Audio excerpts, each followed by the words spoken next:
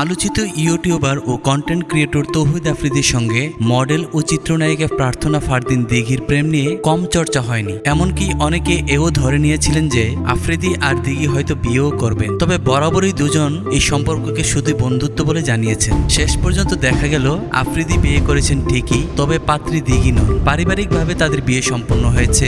আফ্রিদির স্ত্রীর নাম রামিসা আল রিসা। এদিকে আফ্রিদির বিয়ে হওয়াতে একরকম বেঁচে গেছেন বলে মন্তব্য করেন দিঘি। একথা দিঘি তার বন্ধু আফ্রিদিকে জানিয়েছেন। দিঘি বলেন, সত্যি সত্যি তৌহিদ আফ্রিদির বিয়ে হওয়াতে আমি বেঁচে গেছি। আমি তো বিয়ের পরপরই ওর ফোন ধরে বলেছি, যাক বাবা তুই আমার বাঁচাইছিস।